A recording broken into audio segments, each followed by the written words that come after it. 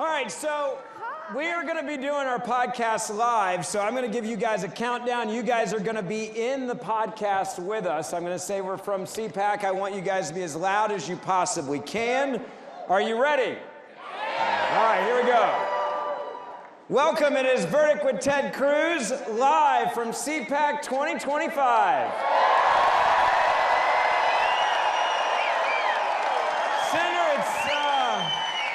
I like this being our annual time to hang out with fun people.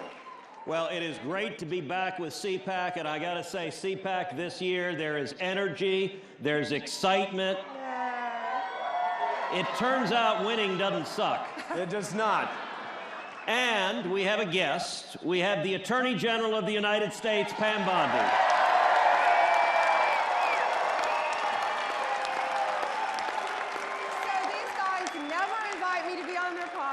They finally did, and I get to do it in front of all of you, so this is awesome. Well, Pam, I will tell you that there is some good karma to being on this podcast at CPAC, because the last guest we had at CPAC was someone named J.D. Vance, and he's done all right for himself. Yeah. He's a great man. So, welcome. Thank you. You have been Attorney General 15 days. It feels like 15 years. I believe you. And by the way, you just got some help. An hour ago, the Senate just finished confirming. Yes, isn't that great? Been on the phone with him nonstop. I talked to him on the ride over here. He is going to do fantastic. There is. All right, let's start. 15 days. You've come into what I think is the single most important cabinet position in this administration. Because we went through 4 years of Biden weaponizing the Department of Justice, using it to attack his enemies and to support his friends.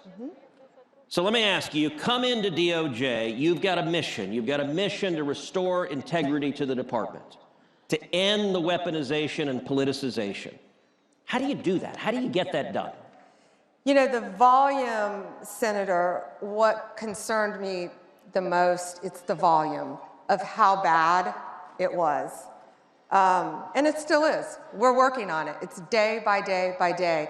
But we've got a team of great people, and on day one, I issued 14 executive orders, and number one is the weaponization ends, and it ends now. And that's what we did. Let me ask you something. In the 15 days you've been there, how many DOJ employees have said something to the effect of, thank God? A lot of them. I believe you. Look, I spent 4 years hearing from AUSAs, assistant U.S. attorneys, hearing from FBI agents, hearing from men and women who believe in the rule of law and were horrified at the politicization of the FBI and the DOJ. And so I know for a lot of good, honorable men and women who've devoted their careers to defending the Constitution, there's a lot of gratitude that they can get back to doing their job. Their core function, and that's thanks to Donald J. Trump getting back in office, and he gave us a clear directive, make America safe. And that's what we're going to do. And you know, to start with the law enforcement agencies talking about cash, these men and women didn't go to Quantico. They're not risking their lives to waste their time on all this politicization and raiding Mar-a-Lago. Really? Stopping. All of that is stopping. And we are returning them to their core function, fighting violent crime. And that's what the great majority of men and women in law enforcement, DEA, ATF, U.S. Marshals, FBI, as well as the incredible legal team at the Justice Department, that's what they want to do. So let's talk about one of the most lawless aspects of the last 4 years, which was the open borders that we saw and the 12 million illegal immigrants that have come into this country. You've had just 2 weeks, but you've hit the ground running, going after the criminals, going after the murderers, going after the rapists, going after the child molesters, going after the Venezuelan gang members. Tell us, number one, what you're doing as Attorney General that is making a real difference, that is already making America safer. And number two, I understand you have some breaking news concerning my home state of Texas, which I'm particularly proud to hear. I do, and the press release isn't even out yet. Joint Task Force Alpha that we elevated once we came in office. It's with the Department of Justice and the FBI, and we work hand in hand with Homeland Security. Christy Nome is awesome. Yep. We all work so well together. Joint Task Force Alpha just made a huge arrest in Juarez, Mexico. They were headed to Texas, to El Paso, human smuggling. Yeah, huge. That's why we do what we do every day. Yep. That's why these agents risk their lives every single day. It's human smuggling, and a lot of children, they're saying, are safer because of this. Let me ask you a question. President Trump, and this has made headlines on what you were just talking about, we've designated these cartels as terrorist organizations. What does that allow you to do in your job? And Kash Patel now is the head of the FBI. What is that going to give you the ability to do and to go after them? Well, Stephen Miller is doing a great job, as we are, right? Leading this effort with all of us. Mike Waltz at DOD. We all work so, Pete Hegseth, we all work so well together. And it gives us the ability, they are a terrorist group. And it gives us the ability to go after them, more ability, anywhere in the world, and treat them as terrorists. They are terrorists. If you're bringing fentanyl into this country and killing our kids, you're a terrorist, and we're coming after you. 300 a day is the average that are dying in this country right now. When you took this job and you hear that number and you saw the inaction from the last administration, how angry did that make you? So angry. You know, I was state AG before I became United States Attorney General, and fentanyl was really just coming on the market. And now with this horrible open border policy just flowing across our borders and killing kids, killing adults every single day. And it's criminal that no one was doing anything to stop it. I can't comprehend how any administration, progressive nor conservative, how any administration could tolerate that and let that happen. And it ended day one with Donald Trump when he shut that border. I was at the border back in September. I went with Laura Trump and Morgan Ortega. Yep. And we were in Yuma, Arizona. And I saw firsthand, there is nothing humanitarian that was happening at that border. Nothing. They have a rape tree where they're raping women as they're coming into this country. I saw firsthand piles and piles of passports just thrown from every country you can imagine, because the Biden administration was letting you walk right in the country. If you didn't have a passport, they said they saw Asian, Chinese individuals saying, oh, we're from Cuba. So they wrote down they're from Cuba and had to let them legally walk right in under that administration. But the drugs, the trafficking, I learned a new term, disposable child. The customs, the Border Patrol agents told me that they saw a little boy and they kept recognizing the same little boy over and over and over coming in. Because if you came into our country as a family unit, they just let you walk right in. Yep. Well, this little child was being trafficked. Yes. Now, how they were getting him back to Mexico is beyond me, but they were bringing him time and time again. He wasn't their family, so who knows what happened to his parents. Well, and I will say a number of people in the room gasped at a term you use, which unfortunately is a real term, rape tree. Yeah. And it's something that we've been seeing for the last 4 years in Texas. We've seen it in Arizona, that the cartels will go and violently rape women. They'll violently rape teenage girls, young girls, and then they will hang their underwear in the tree. And you'll find a tree down on the southern border with 10, 20 pairs of underwear as they're mocking law enforcement, saying, we can do whatever we want. And for 4 years, the Biden Justice Department, they just turned a blind eye, and they facilitated it. You know, you talked about the kids, so they had a policy. If you arrive with a kid, it's essentially a get-out-of-jail-free card. And so you started seeing a phenomenon that we've never seen in immigration before, which is single young men showing up with little kids. Now, that's not a normal pattern of migration, but we started seeing military-age men showing up with little boys and little girls, many of whom are physically and sexually assaulted in transit, and the same kid the cartels would recycle over and over and over again to bring in gang members, to bring in criminals. Now, let me ask this. What is most effective stopping the invasion at the southern border? The border, closing our borders, which is what we've done. Donald Trump has closed our border. But now, of course, we all know we have so many of these illegal aliens, fighting age men, ages 18 to 35, in our country. Yep. Walking around our country. And President Trump has given a strong directive on that. How concerned are you right now about the 12 million illegal aliens who came in under Joe Biden and about the risk of terrorism, of Hamas, of Hezbollah, of Palestinian Islamic Jihad, the risk of terrorism targeting Americans across this country? It's a huge risk, and we all know how bad it is now. And that's what Donald Trump is committed to do, is to take these people out of our country, to prosecute them, to deport them, to get them off our streets. And that's what all of these law enforcement agencies are doing. You know, Laken Riley, of course, that beautiful young woman, University of Georgia, Laken Riley is probably the most prominent name. But look how many Laken Rileys are out there. One victim is too many. Jocelyn Nungery, Rachel Marin. Right. I mean, the numbers just every day. Mm-hmm. And I got to say, so already in the first 2 weeks, you've sued New York, you've sued Chicago.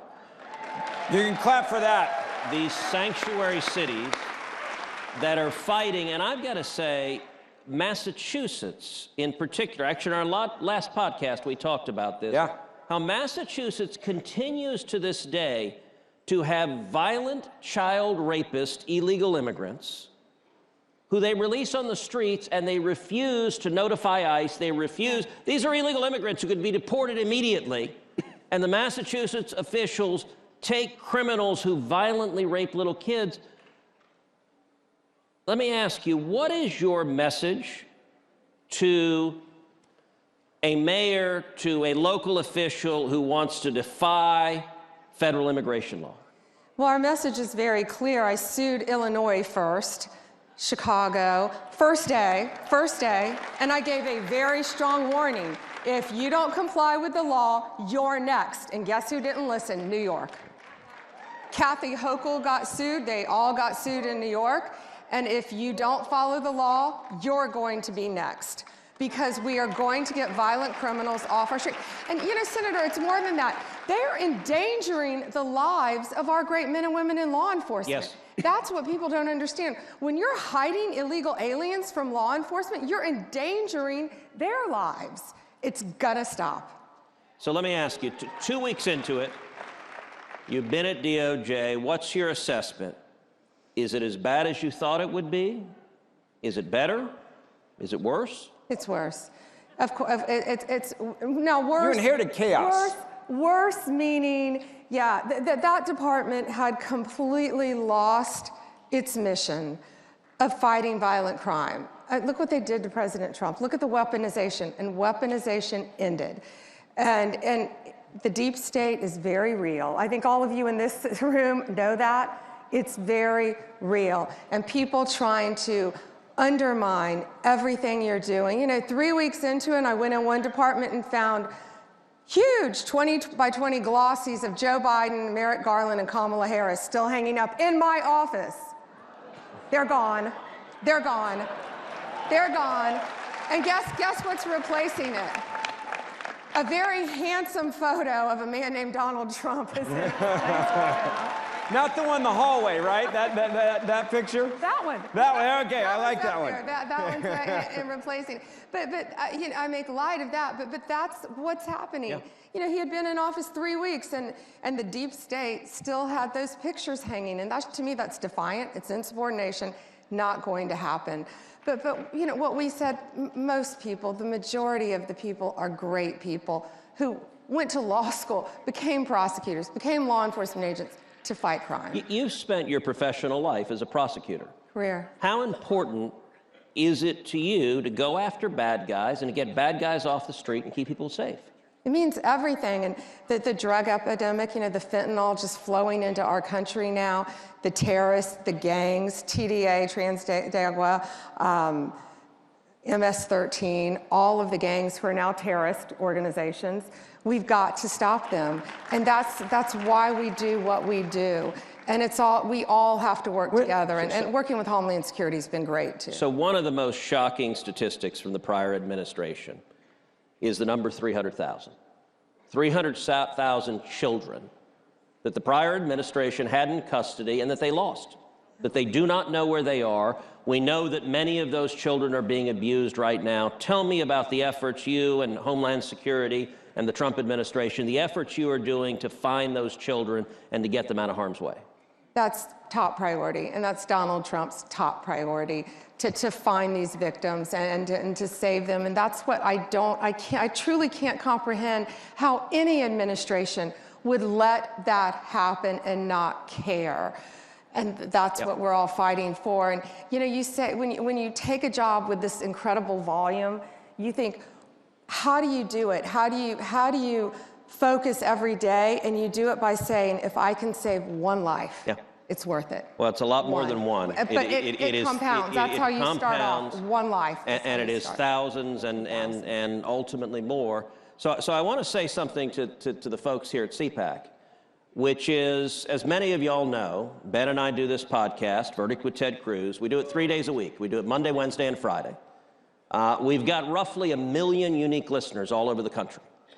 And we do this to go around the corporate media, to go directly to the American people and to bring the truth and bring the facts. So I want to ask everyone here, many of y'all already subscribe to the pod, but I want to ask everyone here to pull out your cell phone right now.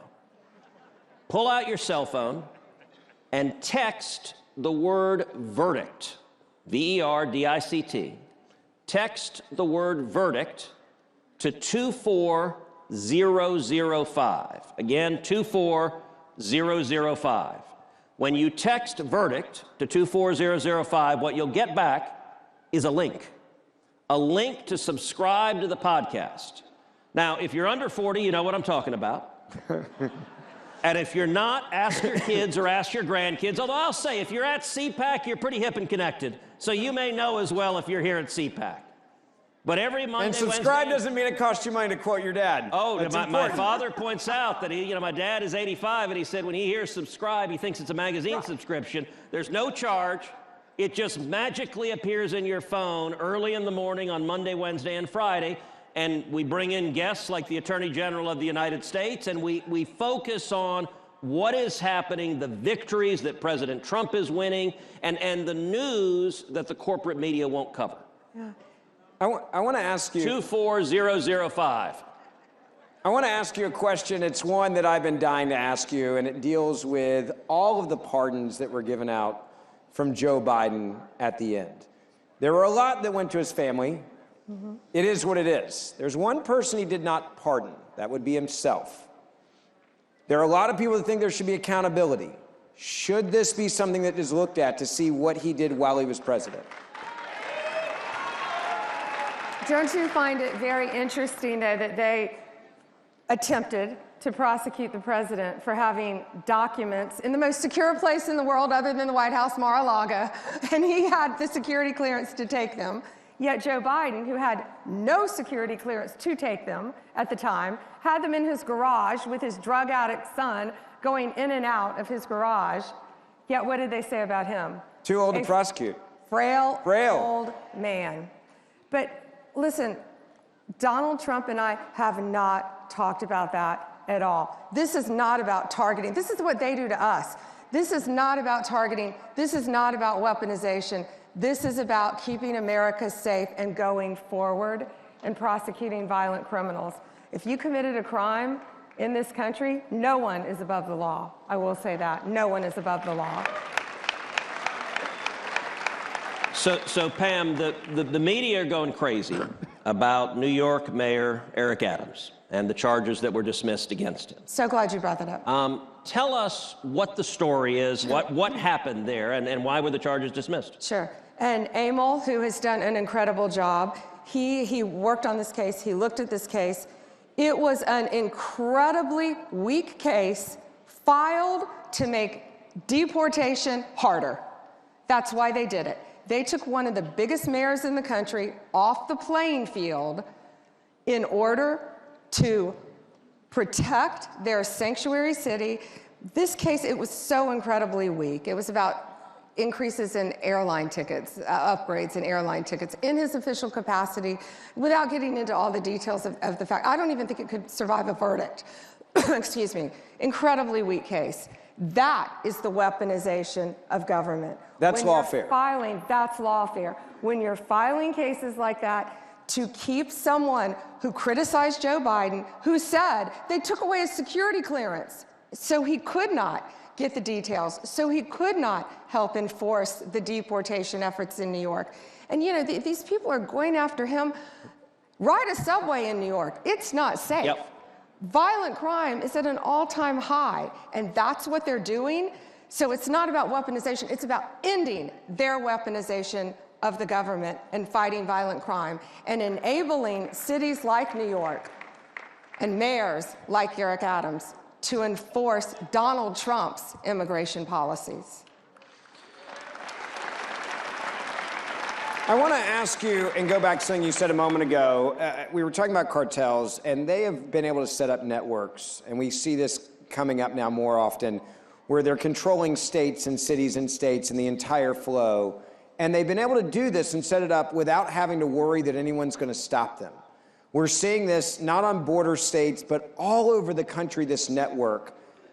At what point do we get to start dismantling that? How long does that take? How much time is that going to take? Because they've been here for quite some time with the last administration. Yeah, there's a lot I can't talk about now. But very publicly, I think you've seen a lot happen. A lot is happening every day. Our great men and women in law enforcement are out there. It's a joint effort with our office and with Kristi Noem. And again, we all work so well together, whether it's Mike Waltz, Pete. Y'all are friends. I think people don't understand this. Like, Yeah. This is a group in this administration, and you and I have talked about this on the show. You guys are friends. Like, y'all know each other before you got here. How important are those relationships that you say, hey, I trust, excuse me, I trust you, Vital. I trust you, I trust you, I got your back, let's go to work. Vital and crucial. And Mike Waltz and Kristi, we're on the phone with each other all the time. And to change the topic just a little bit, just to give you an example, Lee Zeldin, a dear friend of mine. Great guy. On President's Day. Running the EPA now. EPA, Lee Zeldin, great administrator of EPA. I'm on the phone hours with Scott Besson, our Secretary of Treasury, and Lee Zeldin. And, you know, we've seen, thanks to Elon Musk, my buddy's great work. Yep.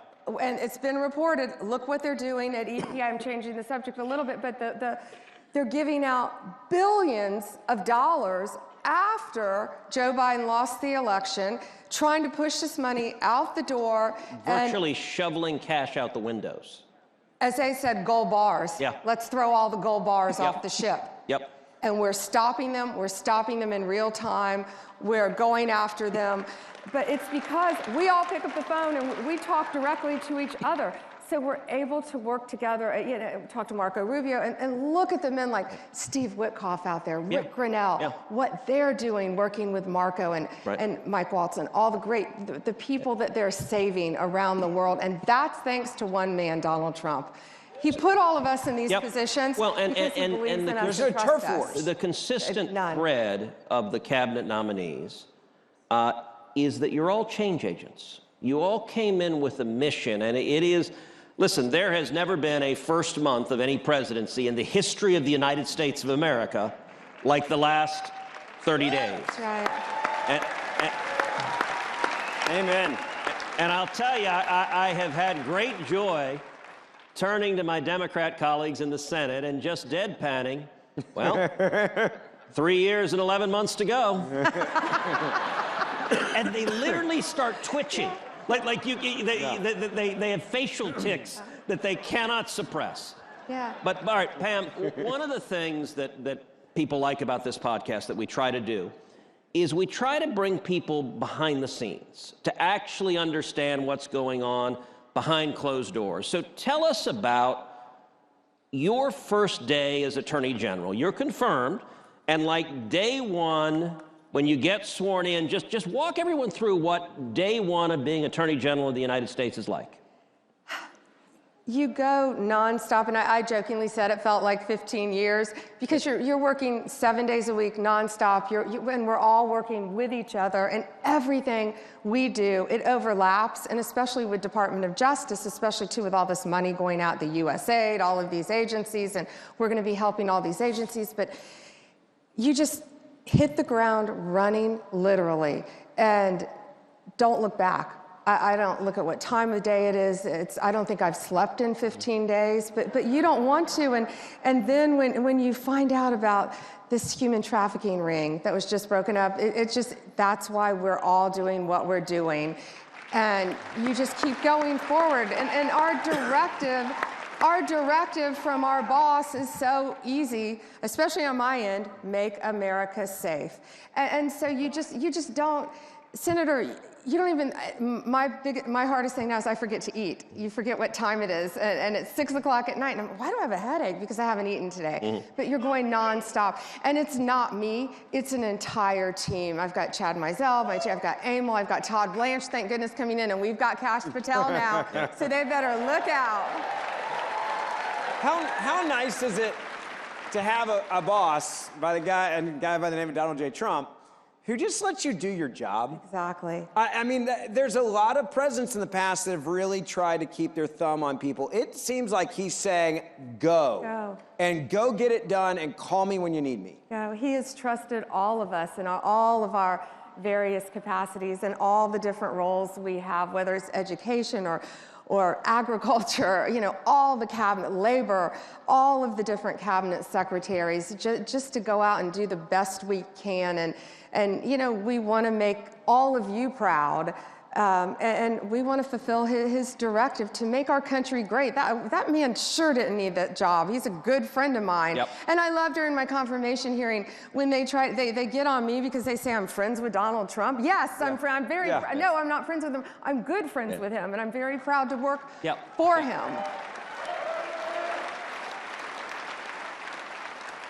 When you look at weaponization and politicization, part of it is using it to attack your political opponents, and we've seen 4 years of that under Joe Biden. Yeah. Another part of it is turning the other way at your political allies and refusing to enforce the law against them. And I think one of the most egregious examples we've seen over the last 2 years is the rising anti-Semitism on college campuses. Amen. The violent protesters and rioters, many of whom are not students or not affiliated with the universities, and they are threatening students. You look at Columbia University, the Orthodox rabbi there sent out an email to the Jewish students on campus and said, do not come to campus because the university cannot and will not keep you safe. And the Biden Justice Department did nothing. They investigated nobody. They didn't follow the money. They didn't indict anyone. They didn't prosecute anyone. And they did not enforce Title VI of the Civil Rights laws, which say that if you are tolerating harassment on the basis of ethnicity or religion, that you will have your federal funds cut off. How is the Department of Justice different today, and what will your approach be to anti-Semitism and threats of violence directed against Jewish students on campus or any other students on campus? We have an October 7th task force that we started, and we will protect you. When I was just a citizen, before I had this job, what you said, I'm watching these aren't peaceful protests. We all believe in peaceful protest. I'm sorry, unless you're a liberal and you don't want a parent to quietly pray outside an abortion clinic, or you're a Catholic, or a parent at a school board, they're going to call you a domestic terrorist. Yeah. But I'm screaming at my TV watching these violent protests, the last, since October 7th, you're watching this happen, and all of our students deserve to be safe. And first of all, these students who are here on visas, who are threatening our American students, need to be kicked out of this country. Amen.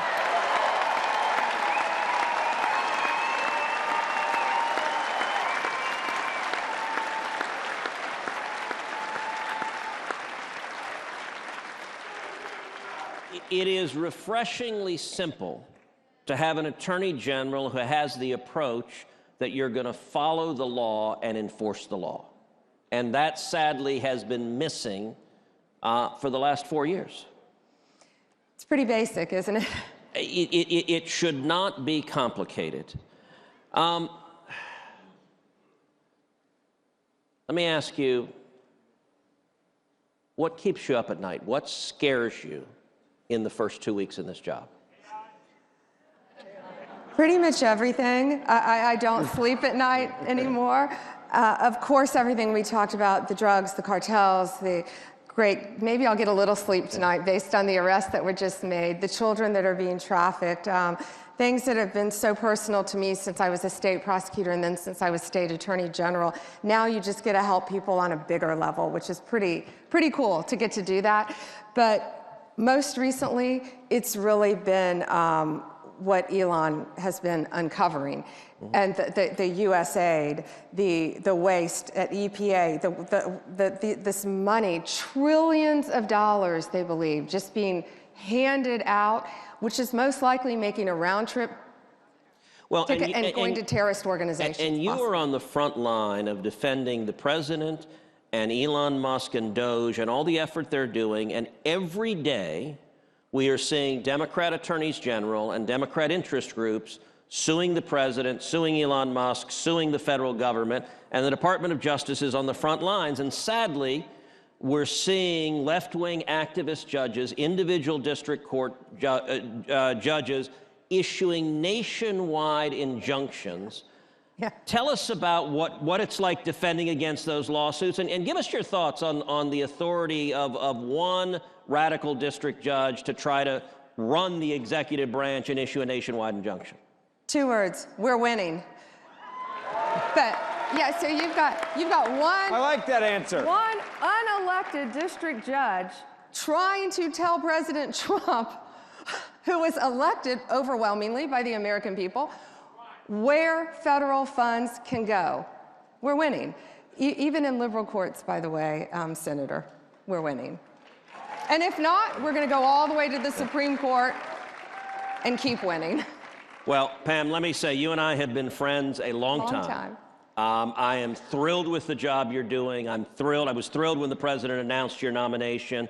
And let me say, on behalf of 31 million Texans and Americans across this country, thank you. Thank you for stepping forward and answering the call.